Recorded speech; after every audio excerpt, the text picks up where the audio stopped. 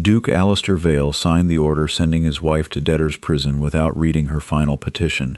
Eleanor stood across the library desk, one hand resting on the leather folder that contained 9 years of Blackmere accounts. The morning sun caught the silver threads in her blue gown, making her look almost ceremonial, an illusion destroyed by the 2 bailiffs waiting behind her. "Examine the original ledgers," she said. "That is all I ask." Alistair sanded his signature and passed the order to Mr. Crow's solicitor. "You have exhausted my mercy." The words struck more deeply because he spoke them without anger. This was not a threat uttered in a quarrel. It was a judgment he had rehearsed until it sounded reasonable. Eleanor opened the folder. "The mortgage dated March 1812 carries your seal, but the wax contains vermilion. Blackmere stopped using vermilion after your father's death. Our present seal is made with carmine." Standing beside the fireplace, Lavinia Crow lifted her pale eyebrows. She wore mourning gray silk despite having no relative to mourn, and Alistair's mother's emerald brooch gleamed at her throat. "Must we endure another lecture?" Lavinia asked. Her Grace has already admitted that she handled every account. "I admitted managing them," Eleanor replied, "not inventing them." Alistair's jaw tightened. 6 months earlier, he would have understood the distinction.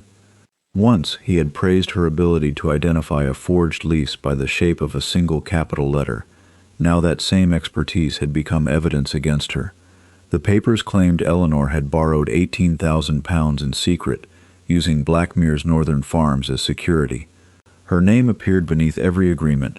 So did Alistair's authorization. Both sets of signatures were false. "Give me until tomorrow," Eleanor said. "Let me compare these documents with the estate copies." "There are no estate copies," Lavinia answered. "A fire destroyed them last night."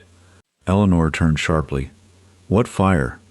"A lamp overturned in the archive," Alistair said. "An unfortunate accident." The archive had stone floors, shuttered lamps, and no open flame after sunset. Eleanor had established that rule herself. She looked at the faint soot along Lavinia's right cuff. Alistair followed her gaze but chose not to question it. There it was, the moment in which he might still have stepped back. He could have ordered the doors locked, summoned the archivist, or examined the surviving papers. Instead, he pushed Eleanor's petition toward Lavinia. "Burn it," he said. Lavinia smiled. The first page curled in the fire, carrying with it Eleanor's notes on altered dates, mismatched seals, and payments routed through Crow and Company. She lunged for the folder, but one bailiff caught her arm. "Alistair!" Her husband did not move as the evidence blackened between the coals. The second bailiff reached for her. Eleanor pulled free before he could touch her again, and closed the folder herself.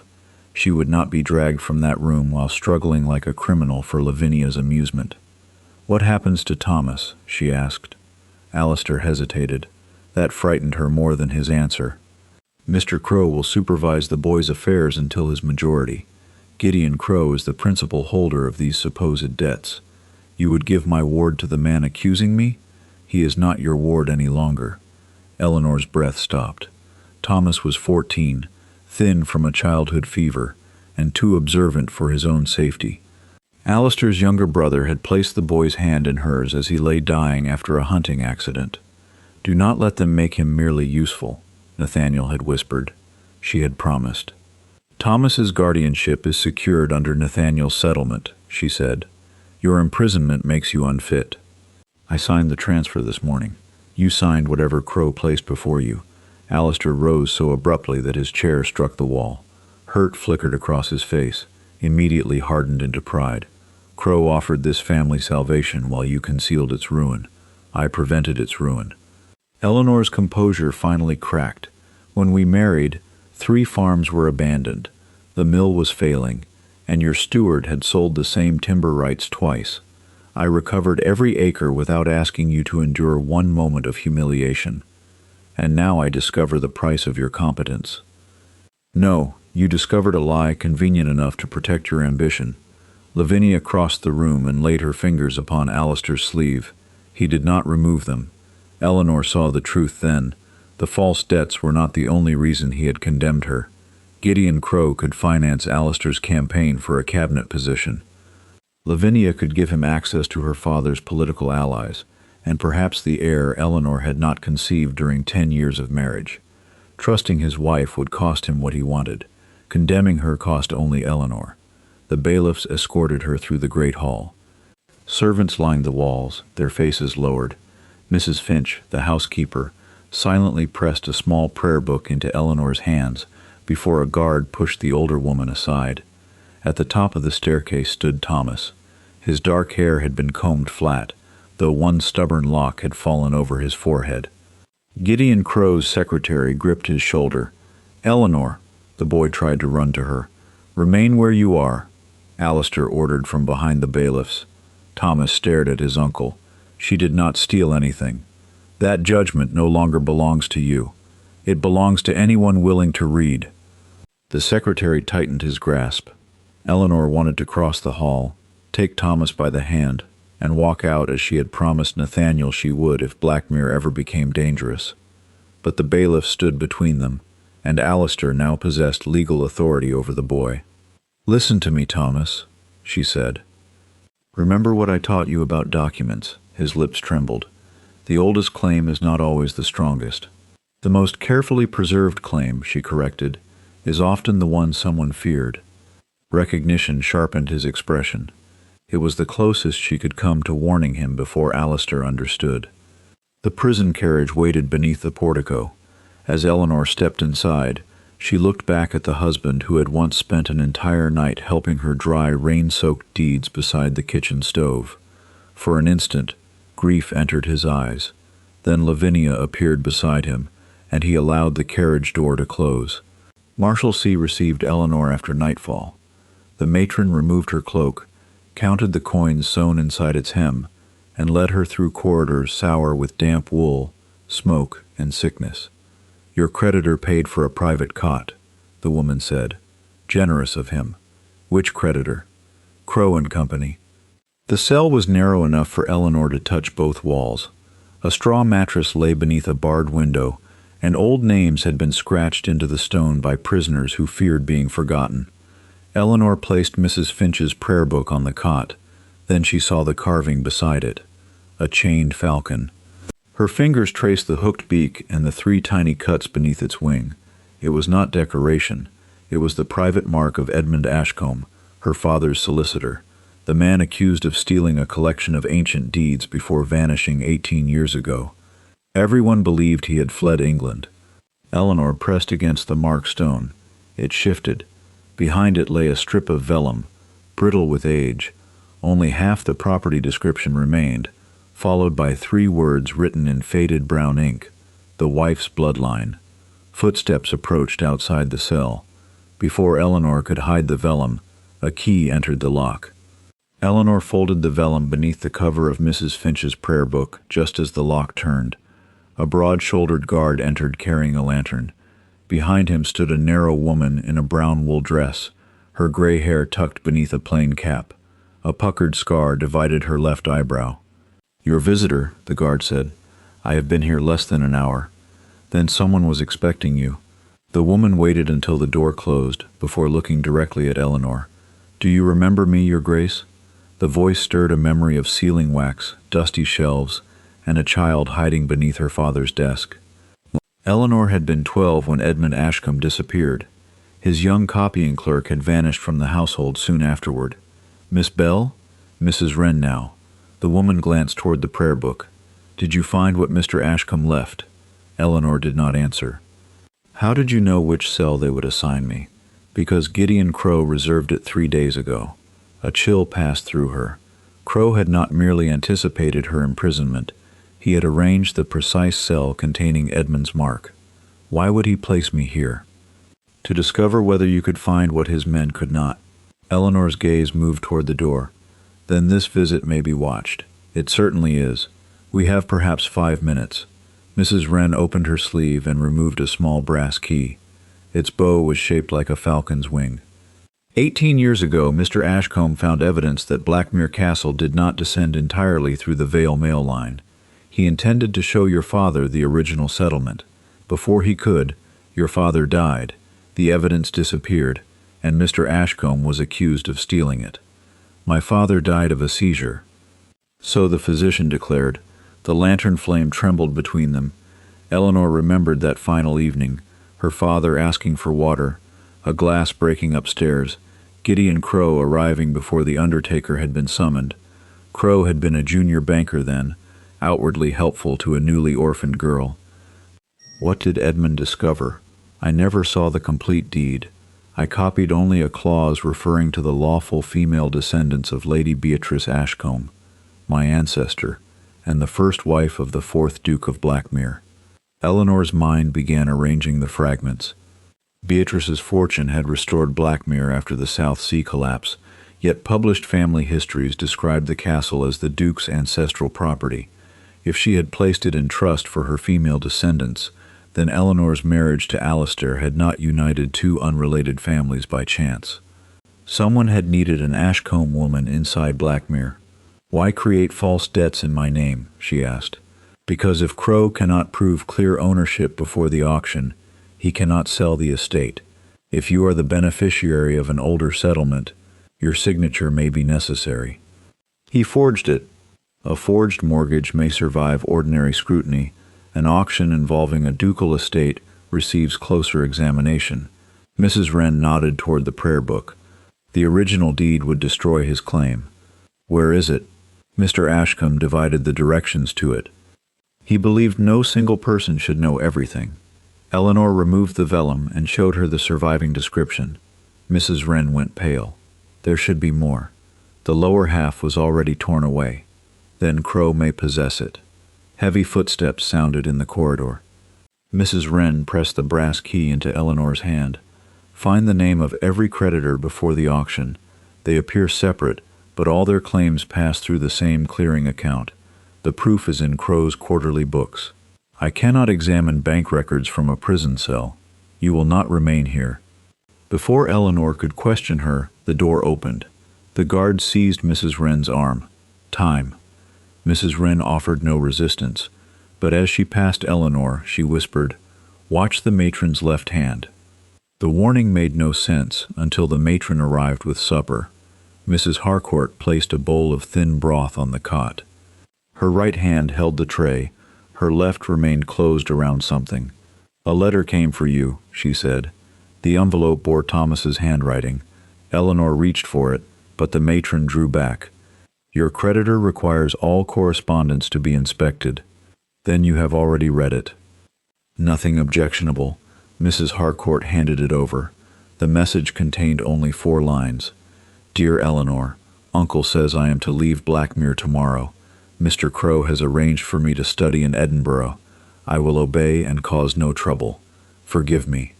Thomas had never called Alistair Uncle. Since childhood he had called him Uncle Vale, an awkward habit born of having 2 uncles named Alistair. The letter was dictated. Eleanor turned it over. A row of tiny ink dots ran beneath the final line. Thomas had used the code she taught him for marking disputed boundaries on maps. She counted them, converted their positions into letters, and read the hidden message. Not Edinburgh. Ship at Hartlepool. Midnight. Thomas was being removed from England. Eleanor looked up. Mrs. Harcourt's left hand had relaxed. Red sealing wax stained the edge of her thumbnail. "The same vermilion used upon the forged mortgage. You work for Crow," Eleanor said. The matron's expression hardened. Eleanor closed her fingers around the brass key hidden in her palm. "Tell him he has made an error. Imprisoning me cannot make his documents genuine." "No," Mrs. Harcourt replied, "but your death will make them uncontested." She kicked the cell door shut. At once, Eleanor detected the bitter almond odor rising from the untouched broth. From the corridor came the scrape of a bolt sliding into place, and smoke began curling beneath the door. Smoke thickened beneath the door before Eleanor reached it. She wrapped her shawl around her hand and tried the brass key in the lock. It entered, but would not turn. The key was meant for something else. Beyond the cell, Mrs. Harcourt shouted that a prisoner had overturned her lamp. Men ran along the corridor, yet no one approached Eleanor's door. Crow had prepared witnesses to an accident and ensured that rescue would arrive too late. Eleanor dropped to the floor, where the air remained clearer. The poisoned broth had spilled when the matron kicked the door shut. It spread across the stones in a shining crescent. The liquid disappeared beneath the wall bearing the chained falcon, a drainage channel. Eleanor dragged the cot aside and pressed the marked stone again. It shifted farther than before, revealing an iron plate behind it. At its center was a keyhole shaped like a narrow wing. She inserted Mrs. Wren's key. The plate opened onto a passage barely wide enough for her shoulders. Flames climbed the cell door as Eleanor forced herself into the darkness. Her gown caught against rough brick, tearing from hip to hem. She pulled the iron plate closed behind her and crawled forward while smoke pursued her through the tunnel. The passage descended sharply. After several yards, her hand found empty space. She fell. Cold water closed over her head. Eleanor struck the bottom of a shallow channel, lost the key, and surfaced beneath a vaulted brick ceiling. Above the roar of water, she heard bells ringing through the prison. She searched blindly until her fingers closed around the brass key. Then she followed the current toward a grate, where moonlight divided the darkness into silver bars. The grate was secured by a rusted chain. Eleanor fitted the key into its padlock.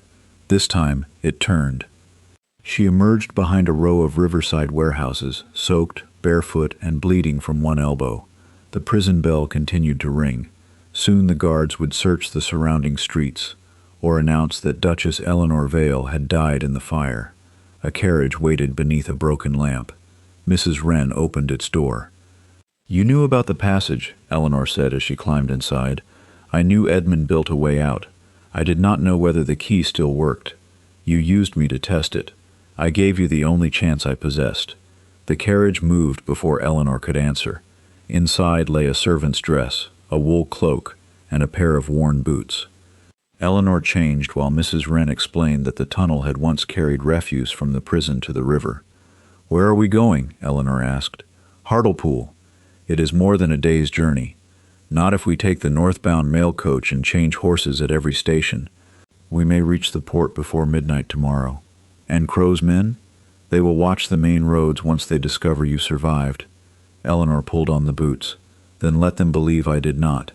At the next coaching inn, Mrs. Wren bribed an undertaker, transporting an empty coffin north. By dawn, news had already spread that a fire in Marshalsea had killed a titled prisoner whose body was too badly burned for immediate identification. Eleanor lay beneath a black burial cloth as soldiers searched the inn yard. Through the coffin's thin boards, she heard one officer ask whether they carried Duchess Eleanor Vale. The undertaker spat into the mud. "Only my sister, God rest her. She was never handsome enough to be a duchess." The soldiers laughed and moved on. Hours later, when the road was clear, Eleanor sat beside Mrs. Wren in the wagon and examined the strip of vellum. Dampness from the tunnel had darkened previously invisible marks near its edge. They were not words but measurements. 43 feet east, 17 feet beneath, 9 feet north.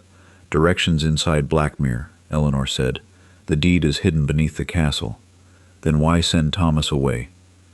"Because Nathaniel left him more than money."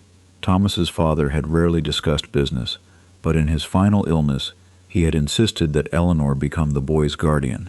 The guardianship settlement contained an unusual clause. Thomas could challenge any sale of Blackmere property until his majority. Crow needed Eleanor's apparent consent, and Thomas beyond the court's reach. "What ship leaves Hartlepool at midnight?" Eleanor asked. Mrs. Wren consulted a folded shipping list. "The Mercy Belle, bound for Lisbon. No respectable school sends a child to Portugal in secret. Crow owns warehouses there. By evening, rain had turned the coastal road to mud. The wagon lost a wheel 2 miles outside Hartlepool. Eleanor did not wait for repairs. She took one of the undertaker's horses and rode toward the harbor in her borrowed servant's clothes. The port clock showed 20 minutes before midnight when she reached the quay. The Mercy Belle had already left its berth. Its lanterns moved beyond the breakwater like 2 fading stars. "Thomas!" Eleanor shouted. Wind tore his name away. Then she saw a small figure climbing over the ship's stern rail. Thomas dropped a rope into the black water and began descending toward a fishing boat tied behind the vessel. A man appeared above him. Gideon Crow's secretary raised a knife and cut the rope. Thomas fell between the 2 moving hulls. Eleanor ran to the edge and jumped. The harbor swallowed Eleanor in freezing darkness. She surfaced beside the fishing boat as the Mercy Belle dragged it through the water. Thomas had disappeared between the hulls. "Thomas!" A pale hand broke the surface near the ship's stern. Eleanor caught his wrist and pulled, but his coat had snagged on a trailing rope. The vessel's propelling current drew them toward the rudder. She found the rope beneath the water and tore at it until her nails split. It would not release. "Take off your coat," she shouted. Thomas struggled free just as the fishing boat struck the ship. Eleanor pushed him toward its low gunwale. Two fishermen hauled him aboard, then dragged her after him. On the deck of the Mercy Belle, Crow's secretary stared down at them. When harbor officers began shouting, he vanished into the shadows. Thomas coughed violently against Eleanor's shoulder. "They were not taking me to Lisbon," he gasped. "Mr. Pike said I would never return. You are safe now." "No, we are not." He pulled a small metal cylinder from inside his wet waistcoat. "I stole this from Crow's desk." Inside was the torn lower half of the vellum. Eleanor aligned it with her fragment. The complete passage named Lady Beatrice Ashcomb's female descendants as beneficiaries of Blackmere's central estate. Beneath it appeared a second condition. No sale could proceed while a lawful descendant, or Nathaniel Vale's heir, formally objected. Thomas had been targeted because his objection could delay the auction long enough for Eleanor to establish her claim. A harbor officer approached. "Are you the woman who jumped after the boy?" Before Eleanor could answer, Thomas whispered, "Crow owns the magistrate." She looked toward the quay. 3 constables were already pushing through the crowd, led by the prison guard who had locked her inside the burning cell. "They know you lived," Thomas said. Eleanor slipped the vellum back into the cylinder. The fishermen concealed them beneath their nets and carried them ashore inside empty fish barrels. Mrs. Wren met them behind a chandlery and led them to a loft above an abandoned sailmaker's shop. At dawn, Eleanor spread the joined document across a crate. "The measurements lead beneath Blackmere's old chapel," she said. "If the original settlement remains there, we can stop the auction." Thomas shook his head. "Crow began moving crates from the chapel yesterday. Then he suspects the hiding place. He also has the estate seal and Uncle Alistair's signed authorization. He said that after the auction, Lavinia would own everything before anyone could challenge it." Eleanor's face tightened at Alistair's name. Her husband had not designed Crow's scheme, but he had supplied its power, his signature, his authority, and his refusal to question evidence that condemned her. Mrs. Wren placed a newspaper on the crate. The front page announced Duchess Eleanor Vale's death in Marshalsea Prison. Beneath it appeared another notice: the Duke of Blackmere to wed Miss Lavinia Crow immediately following tomorrow's estate auction. "They cannot marry legally while I live," Eleanor said. "They can if the world believes you dead," Mrs. Wren replied. Thomas pointed to the auction notice. "If you appear publicly, Crow will have you arrested again. Then I will not appear until arresting me becomes more dangerous than hearing me." Eleanor needed the original deed, proof connecting Crow to the forged debts, and a witness who could establish Alistair's willing negligence. The deed might be beneath the chapel. The bank records remained beyond her reach, but Crow's quarterly books would be transported to Blackmere for the auction's final accounting. "We return tonight," she decided. After dark, they reached the estate through an abandoned tenant road. Blackmere Castle rose ahead, its windows blazing for Lavinia's wedding preparations. Thomas guided them to a disused servant's entrance. Before Eleanor followed him inside, she noticed fresh carriage tracks leading toward the ruined chapel. They descended the crypt stairs and found the foundation stone already broken open. The hidden compartment was empty. On the floor lay the brass corner of an ancient document case, and beside it, a pool of blood. A wounded man moved behind the altar. Eleanor raised the lantern. Duke Alistair stepped into the light, one hand pressed to his bleeding side. He stared at his supposedly dead wife. "Eleanor," he whispered, "what have I done?" Eleanor did not move toward him. Alistair leaned against the altar, his face drained of color. Blood seeped between his fingers, but the wound appeared shallow. A knife cut across his ribs rather than a fatal thrust. "Who attacked you?" she asked. "Pike, Crow's secretary, the man who had cut Thomas's rope." Alistair stared when the boy stepped from behind Mrs. Wren. "Thomas, Crow told me you had departed safely." "He tried to have me killed," Thomas said. Alistair's expression collapsed. "I did not know." "No," Eleanor replied. "You chose not to know." The words stopped him more effectively than any accusation shouted in anger. Mrs. Wren bound his wound while Eleanor examined the broken compartment. Scratches in the dust showed that a rectangular case had been dragged out recently. Pike had taken the original settlement, but another object remained wedged beneath the stone. Eleanor pulled free a narrow leather ledger. The pages contained decades of payments from Blackmere's tenants. Beginning 18 years earlier, portions of the rents had been diverted through shell creditors into Crow and Company. Alistair read one entry and went still. "My father authorized these transfers." "Did he?" Eleanor pointed to the handwriting. The figures were written first. His signature was added later in a different ink. Crow had been weakening Blackmere for years, creating the financial crisis he now promised to solve. "Why were you here?" Eleanor asked. Alistair lowered his eyes. "After the prison fire, I searched your desk. I found a tracing you had made of the chapel foundations. Only after you believed me dead did you inspect my evidence. I came to find the truth. You came because guilt finally became less comfortable than ignorance." Thomas turned away from him. Alistair removed a folded document from his coat. Pike dropped this when he fled. It was a shipping authorization bearing Alistair's seal. The document described Thomas as an unstable dependent, requiring permanent supervision at Crow's private institution in Madeira. "You signed this," Eleanor said. "I signed a packet," Crow said, "concerned your debts." Without reading it, Alistair could not answer. Hoofbeats sounded outside the chapel. Through the broken window, lanterns appeared among the trees. Pike had returned with armed men. Mrs. Wren extinguished their lamp. Thomas found a narrow stairway leading from the crypt into the castle's eastern wing. Alistair tried to follow, but pain bent him double. Eleanor looked at the man who had sent her to prison, burned her petition, surrendered her ward, and enabled Crow's scheme. Leaving him would be easy, and perhaps deserved. Instead, she took his arm. "I am not saving you because you are my husband," she whispered. "I am saving you because you will testify publicly to every document you signed." They entered the passage moments before Pike's men broke into the chapel. The stairway opened behind a tapestry in Blackmere's old council chamber.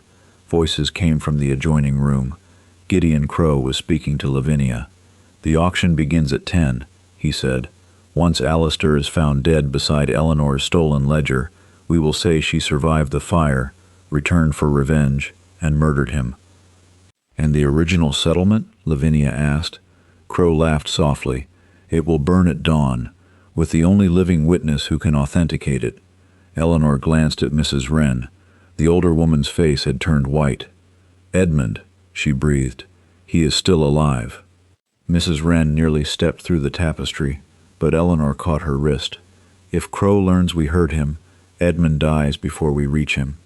Beyond the wall, Lavinia poured herself a drink. "Where have you kept the old man all these years?" she asked. "Near enough to consult when another inconvenient deed appears," Crow replied. "Far enough that no magistrate will hear him scream." A servant entered to announce that auction guests had begun arriving. Crow and Lavinia left through the western door.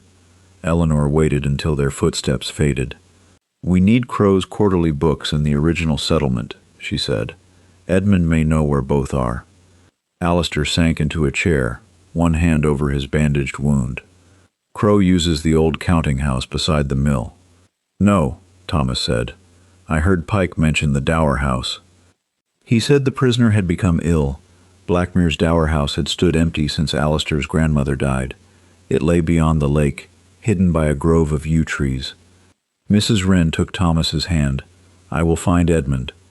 "You will not go alone," Eleanor said. "Thomas knows the servants' paths." "Take him and 2 tenants we can trust," Thomas protested, but Eleanor knelt before him. "If Crow's men see me, they will know their entire plan is exposed. I must remain here until the auction begins. You are the only person who can guide Mrs. Wren unseen." He nodded reluctantly. After they left, Eleanor turned to Alistair. "You will remain hidden. I should confront Crow. With what? A wound and another speech about being deceived? Anger flashed across his face, then gave way to shame. Eleanor continued, Crow believes Pike killed you. We will let him believe it. What do you intend? To make him explain his scheme before witnesses. Auction guests were gathering in the great hall, neighboring landowners, creditors, magistrates, and representatives of the crown. If Eleanor produced only the deed, Crow might call it a forgery. If Alistair merely accused him, Crow could claim the Duke was injured and confused. They needed Crow's own words. Alistair opened a concealed cabinet and removed a speaking tube, once used by servants during large gatherings. One branch connected the council chamber to a brass grill above the great hall. If Crow speaks here, he said, everyone below will hear him. Then we must give him a reason to confess. Eleanor examined the recovered ledger. Several pages had been cut out, but the remaining entries referenced account number 47C, the clearing account Mrs. Wren had mentioned. She placed the ledger on the council table and left the broken shipping order beside it. Then she dipped a pen into red ink and wrote, I possess the settlement. Come alone, or every guest below will learn how you manufactured Blackmere's ruin. EAV. Alistair watched her fold the note.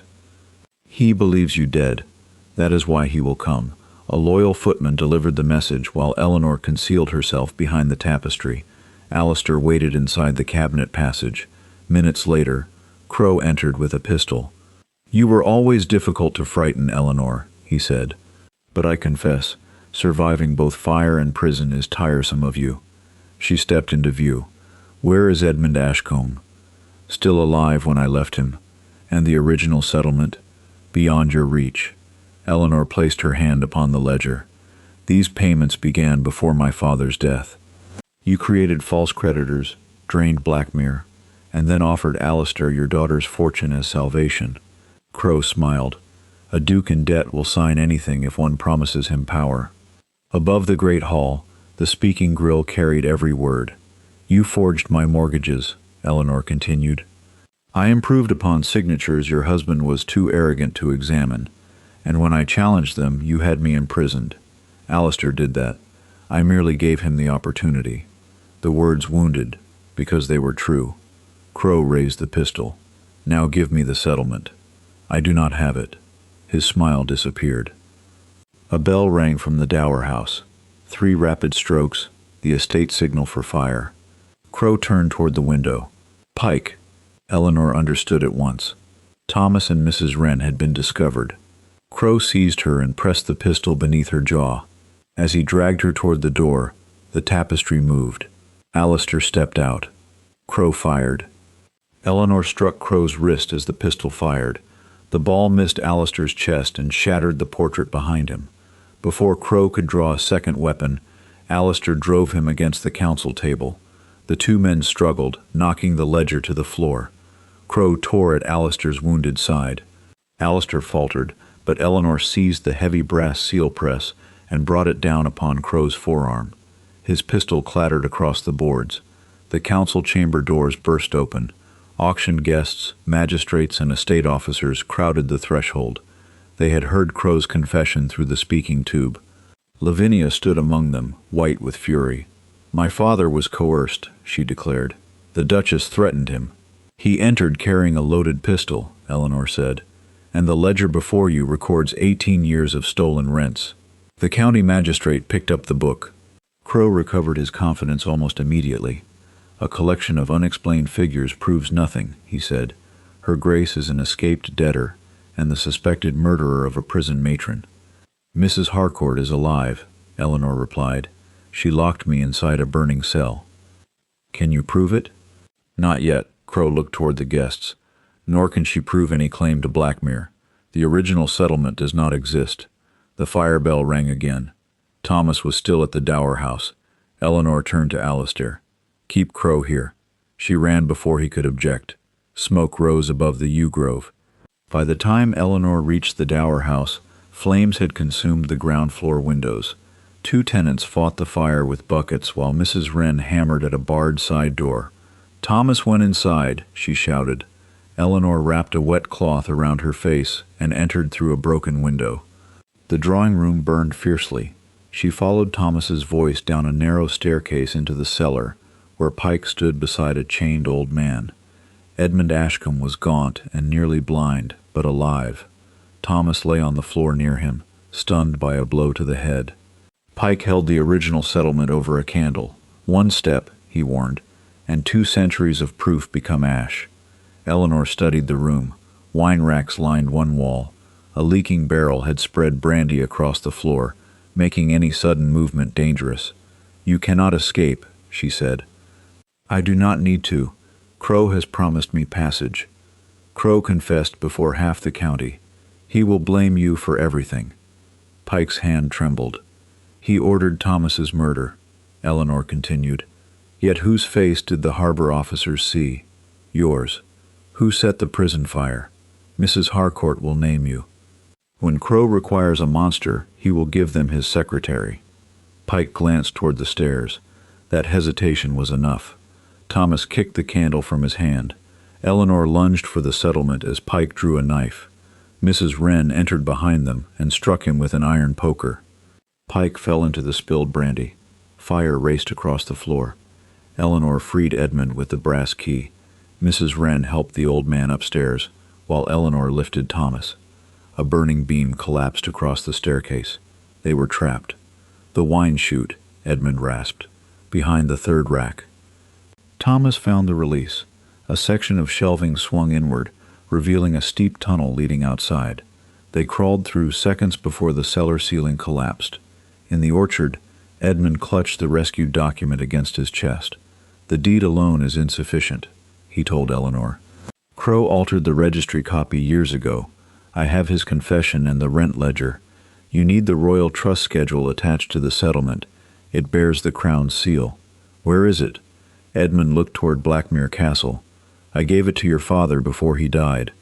He hid it inside the one object Gideon Crow could never remove without exposing himself." Behind them, Pike emerged from the burning house, his clothes aflame. He stumbled toward the lake and disappeared beneath the surface. Thomas leaned against Eleanor. Blood ran from his temple, but he remained conscious. A rider approached from the castle at full speed. The footman pulled the horse to a halt. "Your Grace, Crow has escaped.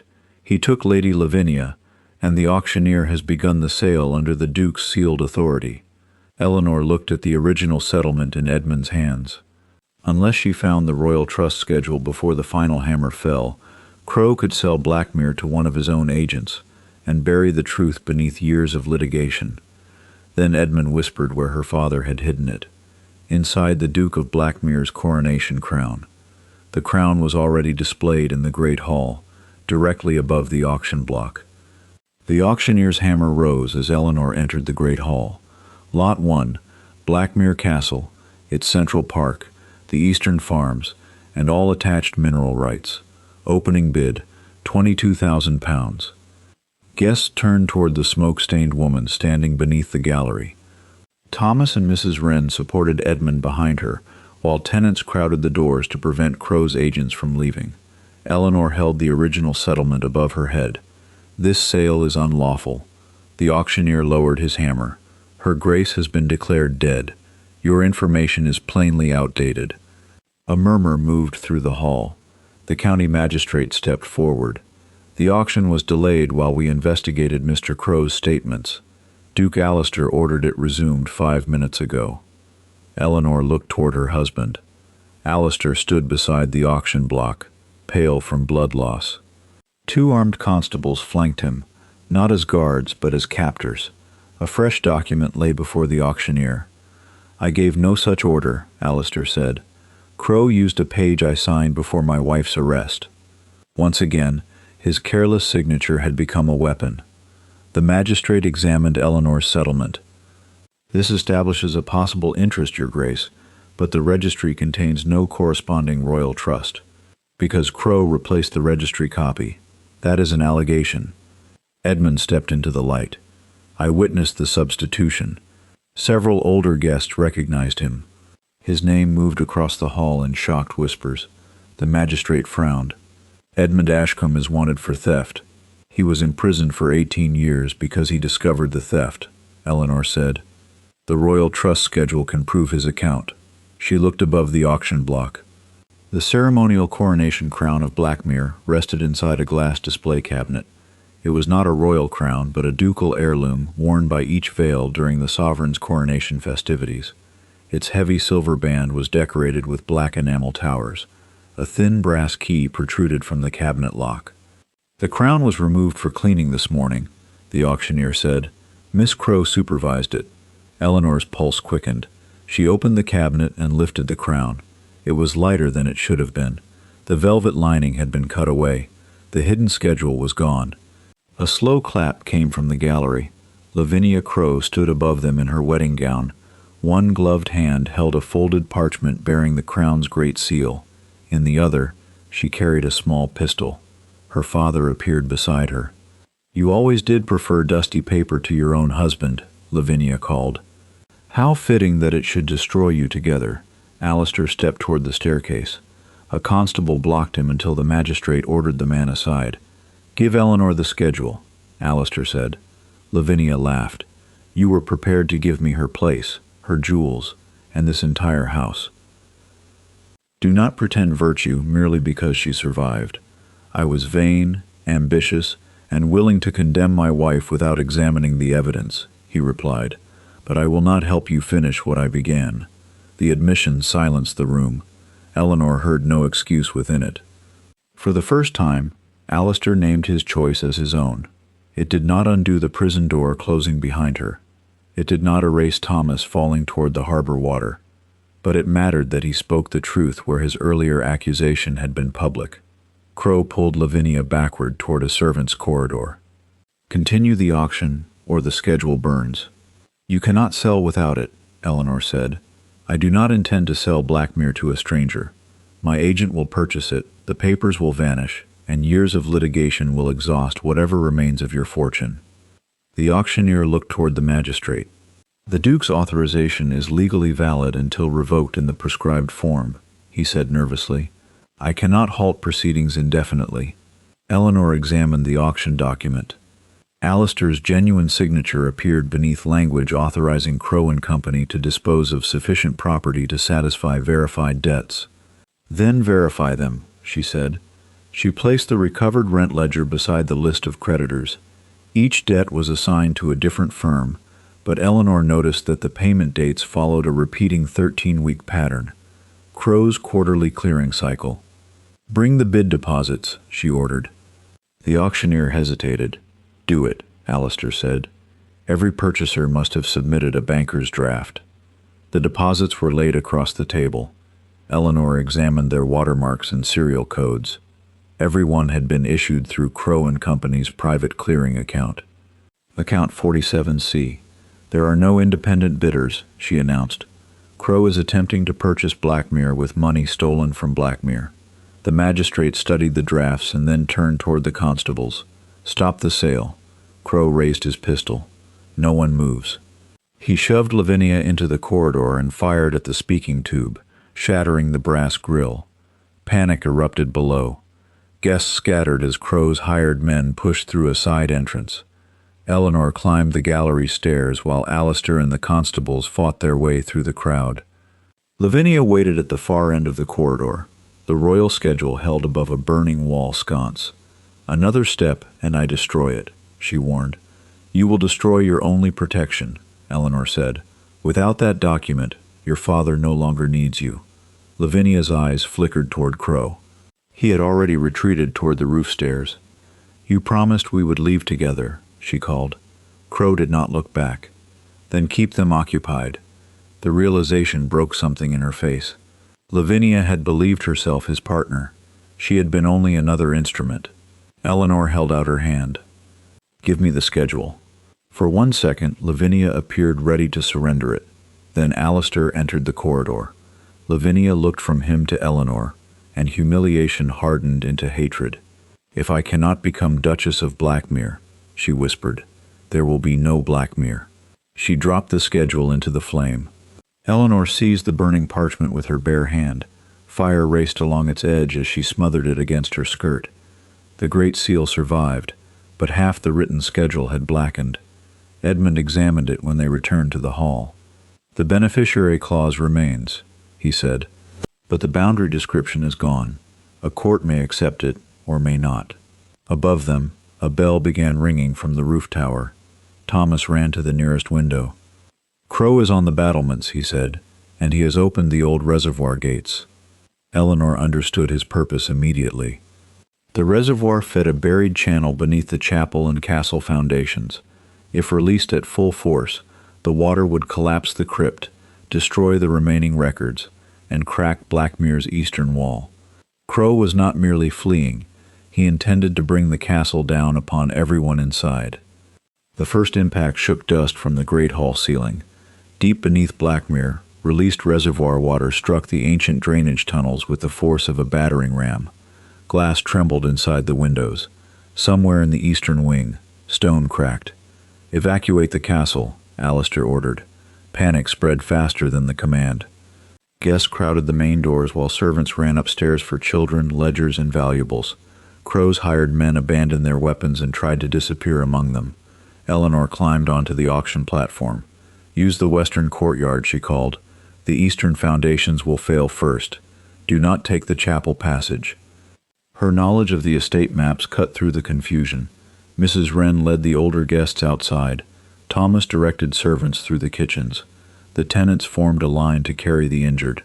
Alistair reached for Eleanor's arm. "You must leave. The lower archive contains the original tenant rolls. Without them, Crow will claim the rent ledger is meaningless. The castle is collapsing. And whose choices placed everyone inside it?" He released her. The question was not cruel. It was a boundary. He could help repair the harm or stand aside, but he would no longer command her response to it. "What do you need?" he asked. "The reservoir plans, and the quarterly books Crow brought for the auction. The plans are in the survey room. His books may be inside the counting chamber.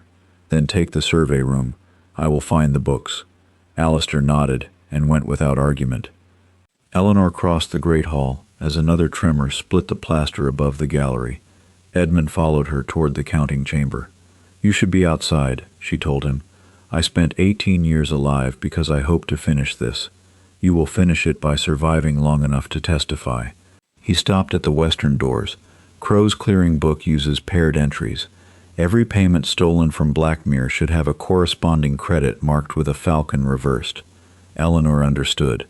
Edmund had embedded his own identifying mark in the false accounts, while Crow forced him to alter them.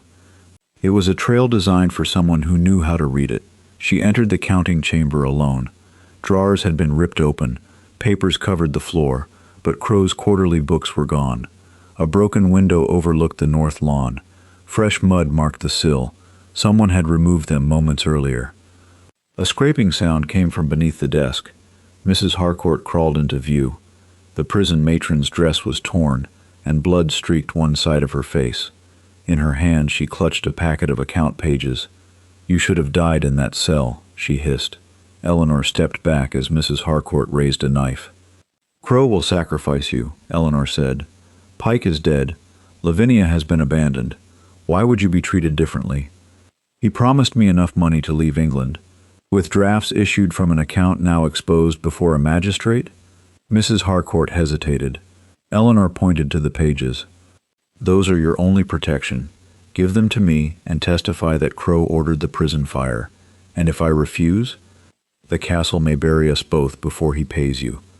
Water burst through the wall. The impact knocked Mrs. Harcourt sideways. Eleanor caught the desk as the floor tilted. A fissure opened between them, swallowing chairs and scattered papers. Mrs. Harcourt slipped toward it. Eleanor seized her wrist. For several seconds, the woman who had tried to burn her alive hung above the darkness, while Eleanor strained against the broken floor. "Give me your other hand," Eleanor shouted. Mrs. Harcourt stared at her in disbelief. Then she dropped the knife and reached upward. Eleanor pulled her to safety. "Why?" the matron gasped. "Because your crimes will be judged in a courtroom, not hidden beneath my revenge." Mrs. Harcourt looked at the widening crack. Her resistance vanished. "The books are in the old nursery," she said. "Crow ordered me to burn them after the auction. They escaped through the window, and climbed along the narrow exterior ledge. Behind them, the counting chamber floor collapsed into the flooded passage below. In the old nursery, Eleanor found 6 leather volumes inside an iron coal box. The pages contained every transfer through account 47C. Beside each stolen rent payment appeared Edmund's reversed falcon. More importantly, the final entries recorded large sums paid to Mrs. Harcourt, Pike, and the physician who had certified Eleanor's father's death. The dates began 2 days before her father's fatal seizure. Crow poisoned him, Eleanor whispered. Mrs. Harcourt shook her head. Not Crow. The physician administered the drug, but the order came from the old Duke. Crow kept the proof and blackmailed him afterward. The revelation was worse than Eleanor expected. Alistair's father had participated in concealing the Ashcombe Trust, fearing that Eleanor's family could reclaim Blackmere. Crow then used the secret to control the estate for nearly 2 decades. Alistair had inherited more than debt. He had inherited a lie, and chosen to preserve it when believing Eleanor became inconvenient. A horn sounded from the roof. Through the nursery window, Eleanor saw Crow crossing the battlements toward the reservoir control tower. He carried a satchel, likely filled with cash and documents. A saddled horse waited beyond the northern gate. He will open the secondary sluice, Mrs. Harcourt said. The first release weakens the foundations. The second destroys them. Eleanor gathered the quarterly books into a curtain and tied the bundle across her shoulders. Take these to the magistrate. You expect me to carry evidence against myself? I expect you to decide whether Crow's promise is worth dying for. Mrs. Harcourt accepted the bundle. Eleanor climbed the servants' stairs to the roof. Rain had begun to fall. Crow stood beside the rusted control wheel, forcing it around with both hands. Each turn opened the secondary gate farther. Below, tenants and servants fled across the western courtyard. Thomas remained near the entrance, helping Edmund toward safety. Close it, Eleanor shouted. Crow turned. Blackmere belongs to no one if it cannot belong to me.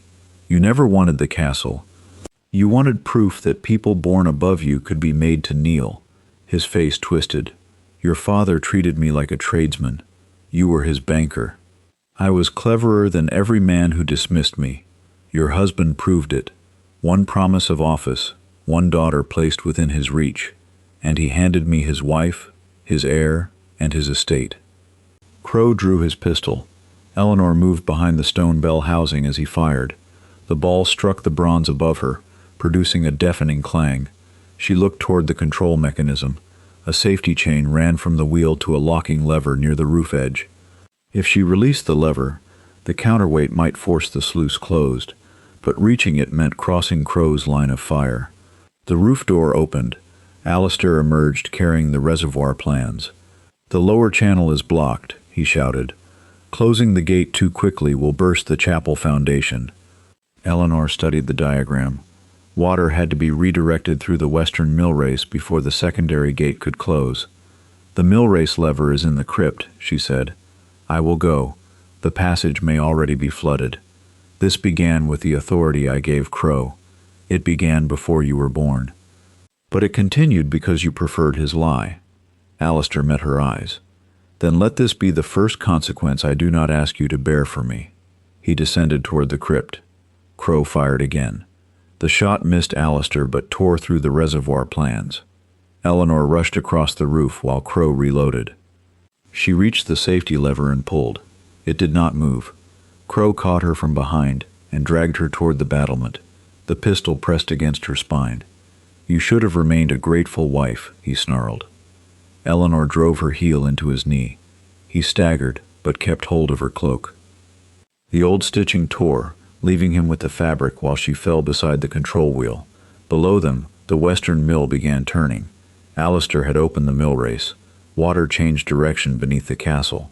Eleanor felt the vibration through the roof as pressure shifted away from the chapel. She pulled the safety lever again. This time it released. The control wheel spun backward. Crow's coat caught in its iron spokes, wrenching him off balance. He struck the parapet and went over the edge, but his hand closed around Eleanor's wrist. Half his body hung above the courtyard. "Help me!" he gasped. Eleanor braced herself against the stone. Crow had killed her father, destroyed Edmund's life, endangered Thomas, and tried repeatedly to murder her. Letting go would require no explanation. Instead, she shouted for the constables. Crow looked at her hand holding his. Then his free hand reached inside his coat. He drew a small blade. Before he could strike, Alistair appeared and seized his arm. Together, he and Eleanor pulled Crow onto the roof, where the constables shackled him. The reservoir gates slammed closed. For one long moment, Blackmere became silent. Then part of the eastern tower collapsed into the lake. At sunrise, the survivors gathered in the western courtyard. The castle still stood, scarred but stable. Mrs. Harcourt had surrendered the quarterly books. Edmund held the damaged royal schedule and the original settlement. The magistrate ordered Crow, Lavinia, and their remaining accomplices detained. Yet the auctioneer approached Eleanor with an uneasy expression. "There remains a legal difficulty," he said. "The Crown's boundary description was destroyed. Until a higher court rules, neither your Grace nor the Duke can establish uncontested ownership." Thomas opened the metal cylinder he had stolen from Crow's desk. "I think I know why Crow kept this," he said. From beneath its inner lining, he removed a second rolled paper. It was not part of the settlement. It was a letter in Eleanor's father's handwriting, addressed to Alistair, and dated 3 weeks before their wedding. Alistair broke the seal. After reading the first line, his face lost all color. The letter proved that he had been told the truth about Eleanor's claim 10 years earlier, and beneath his father's warning appeared Alistair's own handwritten reply: "I will marry her, but she must never know what Blackmere owes her." Alistair read his own reply twice. "I knew," he said. The survivors in the courtyard fell silent. Magistrates, tenants, servants, creditors, and auction guests all heard the confession. 10 years earlier, Eleanor's father had warned Alistair that the Ashcombe women held a protected interest in Blackmere. Alistair's father claimed the trust had expired and demanded that his son conceal it to prevent scandal. Alistair obeyed. "I believed my father when it benefited me," he said. "Then I buried the warning and married Eleanor without telling her what her bloodline had restored to mine." Eleanor looked at the man she had loved. His recent betrayal had not begun with Crow or Lavinia. Their marriage itself had been founded upon a truth he deliberately withheld. "Why marry me?" she asked. "At first, because my father insisted. Later," his voice broke, "later I loved you. But each year you repaired Blackmere. Admitting the truth became more shameful, so I called my silence protection. It protected only you." "Yes." Edmund examined the letter beside the damaged royal schedule. "The missing boundary clause may not matter now," he said. "This reply proves the Vale heir received formal notice of the trust before marriage. His acknowledgement binds the estate." The magistrate agreed. Blackmere's auction was voided immediately. Eleanor's false debts were suspended, her imprisonment declared unlawful, and Thomas's guardianship restored pending a full hearing. Alistair stepped onto the damaged auction platform. "My wife was publicly accused here," he said. "Her name will be cleared here." Before every witness, he admitted that Eleanor had saved Blackmere's farms, restored its rents, and managed debts he had been too proud to understand. He confessed that he had burned her petition, surrendered Thomas to Crow, and signed documents without reading them because political advancement mattered more to him than justice. "Gideon Crow exploited my ambition," Alistair concluded, "but he did not create it. The authority that harmed Eleanor was mine, and I gave it willingly." Crow was charged with fraud, unlawful imprisonment, attempted murder, kidnapping, blackmail, and conspiracy to conceal the Ashcombe Trust. His accounts were frozen and his banking house placed under investigation. Mrs. Harcourt received a reduced sentence for surrendering the quarterly books and testifying about the prison fire. Pike's body was recovered from the lake. The physician who helped poison Eleanor's father was arrested while attempting to leave England. Lavinia confessed that she had burned the archive, forged Eleanor's correspondence, and encouraged Alistair's belief that his wife had ruined him. Her cooperation spared her the most severe charge, but not imprisonment or permanent social disgrace. Crow's quarterly books proved that stolen Blackmere rents had financed his entire operation. The seized funds were returned first to the tenants, laborers, and families harmed by his manufactured debts. Eleanor refused to let the castle consume all of it. The eastern tower will remain closed, she announced. The money will restore the farms and establish a legal office where tenants can have every lease examined without charge. A royal court later confirmed Eleanor as the controlling trustee of Blackmere's central estate. Thomas retained his inheritance and the right to challenge any future sale until his majority. Alistair offered to surrender the remaining Vale properties voluntarily. Eleanor accepted control of the estate, but not as a gift. "This is restitution," she told him. "Do not confuse returning what was taken with generosity." He signed the transfer before the same witnesses who had watched him condemn her. Then Eleanor placed a separation agreement beside it. Alistair stared at the document but did not protest. "I cannot ask you to stay," he said. "No. Is there anything I can do? Live truthfully when it no longer earns you forgiveness." He signed again. Alistair withdrew from political life, sold his London residence, and used the proceeds to repair Marshalsea's fire-damaged cells and compensate families imprisoned through Crow's fraudulent loans. He gave public testimony against every participant, including the officials whose silence had protected his family. None of it restored his marriage. 1 year later, the rebuilt Western Hall of Blackmere opened as the Ashcombe Registry. Edmund, now too weak to travel often, trained a new generation of clerks to identify forged deeds. Mrs. Wren supervised the archives, while Thomas prepared to study law. Eleanor stood behind the same library desk where Alistair had once signed away her freedom without reading her petition. A tenant woman waited before her, clutching a disputed lease. "Will you examine it, Your Grace?" she asked.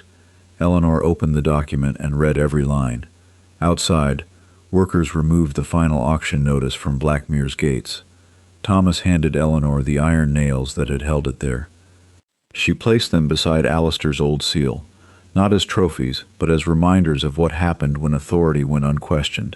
Then Eleanor signed the tenant's protected lease, returned it to the woman, and opened the library doors to the people waiting beyond. This time, no one was required to kneel.